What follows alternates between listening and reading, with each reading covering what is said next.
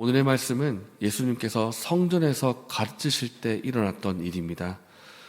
오늘 20장 우리가 보고 있는데 그 전에 19장의 끝부분이 무엇인가를 우리가 볼 필요가 있습니다. 예수님께서 성전에 들어가셔서 매매하는 사람들을 내쫓으십니다. 그렇게 늘 인자하게만 보일 것 같았던 예수님이 흥분을 하시면서 사람들을 내쫓으시고, 그리고 그들이 매매하고 있던 의자를 뒤집어 엎으시고 사람들에게 말하기를 이 동물들을 가지고 나가라, 그렇게 하십니다. 이것은 예수님께서 성전을 바라보실 때 마땅히 그들이 하나님께 드려야 할 열매가 있습니다. 하나님을 사랑하고 하나님 앞에 거룩한 예배를 드려야 할 그런 성전인데, 이러한 성전이 오히려 매매하는 장사의 소굴이 되었더니 이것이 예수님 보시기에 너무나 안타까운 것입니다. 하나님께 드려야 할 열매가 마땅히 있어야 되는데 그런 열매가 없고 오히려 장사의 소굴이 되었기 때문에 예수님께서 책망하시는 그런 모습을 보이신 것입니다. 이렇게 한 모습을 보니까 종교 지도자들이 이렇게 예수님이 매매하는 자들을 책망하시는 모습을 보면서 그들이 찔림을 받아 회개를 했더라면 참 좋았겠지만은 회개하지는 않고 오히려 이렇게 반응을 하는 것입니다. 마치 눈에 걸리는 가시 마냥 왜 우리에게 와서 이런 행패를 보이느냐, 너가 무슨 권위로 이런 일을 하느냐, 이렇게 이런 투로 질문을 하는 것입니다. 그렇게 해서 오늘 본문이 시작이 됩니다. 2절입니다. 말하 이르되 당신이 무슨 권위로 이런 일을 하는지, 이 권위를 준 이가 누구인지 우리에게 말하라. 감히 우리 구력에 들어와서 장사하는 것을 방해하는가? 네가 뭔데 무슨 권리를 가지고 이렇게 하는 거냐? 이런 투인 것입니다. 왜 우리 영역 들어와서 방해하느냐? 이런 것입니다. 그래서 만약에 질문을 해서 대답을 잘못하기로 하면 당장이라도 끌고 갈 심산으로 이런 질문을 하는 것입니다. 무슨 권위로 이런 일을 하는 것이냐? 사실 예수님이 어떤 분이신가? 예수님이 하나님의 아들이시고 메시아라고 하는 것은 종교 지도자들이, 대제사장과 지도자들이 먼저 알아봐야 될 일이었습니다.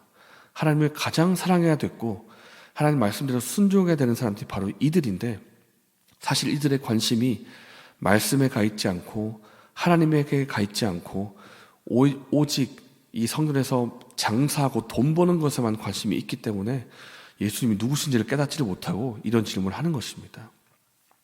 이렇게 깨닫지 못하는 그들을 향해서 예수님이 오히려 질문하십니다. 나도 하나 질문하겠다. 너희들이 이 질문에 대답을 하면 나도 무슨 권위로 하는지 대답을 하겠다 하면서 질문을 하시는데, 4절입니다. 요한이 준 세례가 하늘로부터냐 사람으로부터냐? 이것은 너희들은 요한을 누구라고 생각하느냐라는 그들의 믿음을 보는 것인데, 말하자면 이런 것입니다. 요한이 준 세례가 하나님이 준 권위로 한 것이냐, 아니면 짝퉁 선지자였느냐, 이것을 묻는 것입니다. 사실 그들은 요한을 인정하지 않았습니다. 왜냐하면 그들의 마음속에 하나님이 없기 때문에, 하나님을 믿지 않기 때문에 세례 요한도 인정하지 않는 것인데, 속으로는 인정하지 않지만 그것을 대답했다가는 무슨 일이 일어날까 예상을 하는 것입니다. 우리는 세례 요한을 인정하지 않지만 그렇게 말했다가는 백성들이 요한을 하나님의 선자로 인정하고 있기 때문에 밀란이 일어날 것이다. 어쩌면 우리가 돌에 맞아 죽을지도 모르겠다. 그래서 이러지도 저러지도 못해서 우리는 어디로부터 왔는지, 세례 요한이 누구인지 우리는 대답하지 못한다. 이렇게 말을 하는 것입니다. 그러자 예수님께서 말씀하십니다. 그렇다면 나도 너에게 대답하지 않겠다. 그리고 이 대답을 하신 예수님이 그 말씀 이후에 한 가지 비유의 말씀을 하시는데 바로 포도원 비유입니다. 그런데 이 포도원 비유가 이전에 있었던 성전에서 책망하신 부분, 그리고 종교 지도자들을 향해서 대답했던 이 부분과 전혀 무관한 부분이 아닙니다. 예수님께서 성전에 들어가실 때부터 원하셨던 것은 백성들이, 특별히 종교 지도자들이 하나님께 드릴 마땅한 열매가 있기를 바라는 것이었습니다. 하나님을 사랑하고 말씀에 순종하고 하나님을 향해서 거룩한 예배를 드리기를 바라셨는데, 그런 열매가 없는 상태에서 이 포도원 비유를 하시는 것입니다. 9절 말씀입니다. 한 집주인이 자신의 포도원을 농부들에게 맡기는 것으로 시작을 합니다. 이제 농부들에게 세를 주고 때가 되면 너희들에게 세를 받겠다. 열매를 나에게 바쳐라. 이렇게 약속을 한 것인데, 이렇게 시간이 흘러서 열매가 거둘 때가 되자 주인이 열매를 받기 위해서 종들을 농부들에게 보냅니다. 그러면 농부들이 어떻게 되겠습니까? 마땅히 드려야 될 세가 있고 약속을 했기 때문에 열매를 드려야 되는 것입니다. 그런데 열매를 드리기는커녕 열매 받으러 온 종들을 때리고 또 몹시 때리고 능욕하고 거저 보내고 이렇게 하는 것입니다. 한 사람 보냈더니 때리고 보내고, 또 한 사람 보냈더니 능욕하고 보내고, 2번, 3번 그렇게 해도 말을 듣지 않자 이제 집주인이 마지막으로 아들을 보내기로 합니다. 아들을 보내면 내 아들의 말은 듣겠지, 내 아들은 존대하겠지. 그러나 이들이 말하기를, 농부들이 말하기를, 우리가 저 주인을 죽여버리고 저 주인의 아들을 죽이고 저 주인의 아들이 받아야 될 모든 기업을 우리가 다 빼앗자, 물려받자, 이렇게 되는 것입니다. 예수님께서 이 비유를 하신 이유가 무엇인가 하면 열매가 없다라는 것입니다. 열매를 드리지 않는다 너희들이. 이것은 구약의 모든 내용을 통틀어 말하는 것이기도 한데요, 하나님께서 이스라엘 백성이라고 하는 포도원 밭을 종교 지도자들에게 맡기셨습니다.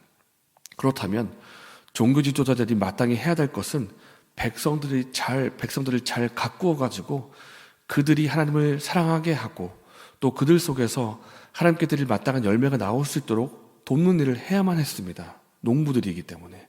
그런데 막상 하나님께서 보시기에는 열매가 없는 것입니다.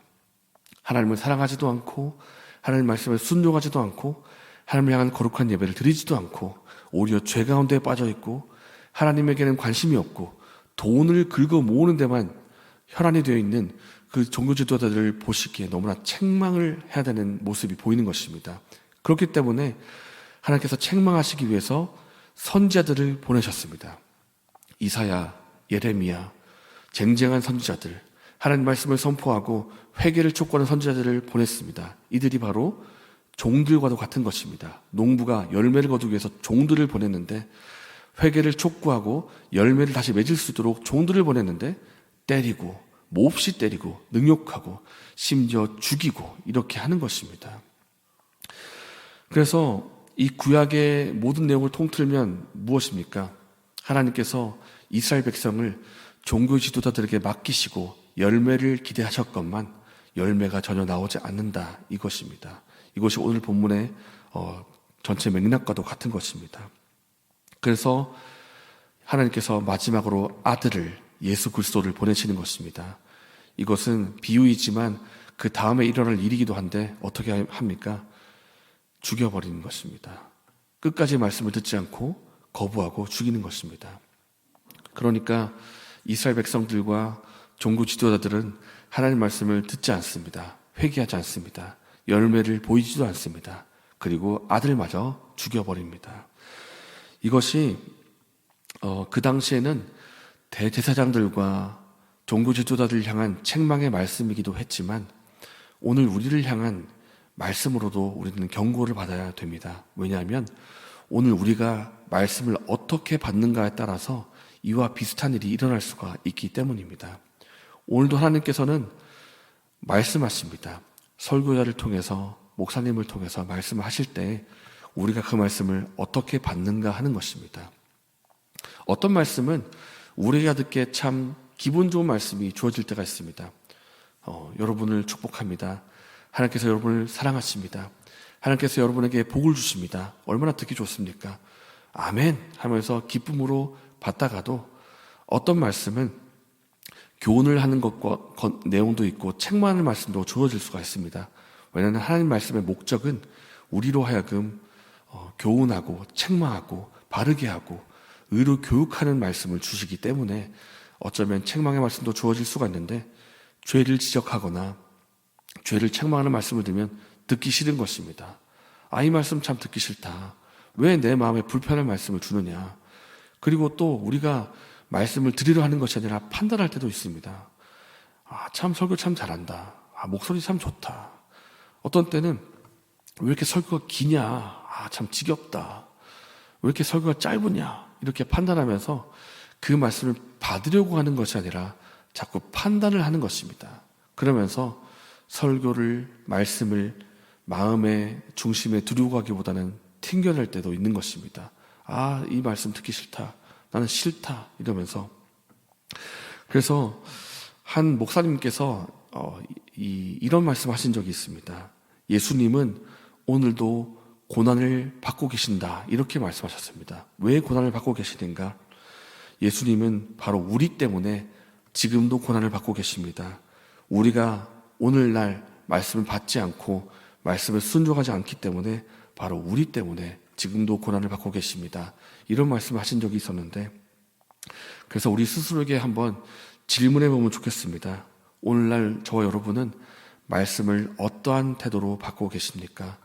하나님 말씀으로 받고 순종하려고 듣고 계십니까? 아니면 그 말씀을 판단하고 있고 내 마음에 들지 않는다고 해서 거부하고 있지는 않습니까? 오늘 하나님께서 우리의 마음에 열매를 맺기를 원하십니다. 말씀에 합당한 열매, 그리고 말씀에 순종한 열매를 맺기 원하십니다. 그래서 우리가 하나님의 그 바람과 같이 합당한 열매를 맺기를 원합니다.